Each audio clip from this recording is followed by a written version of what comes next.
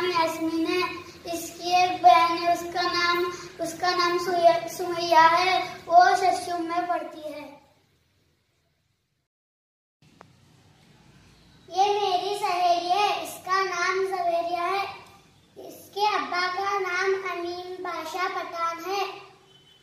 ये दुआ में पढ़ती है। इसके अम्मी का नाम तस्लीम है। इसके दो बहनें हैं, सादिया, राबिया।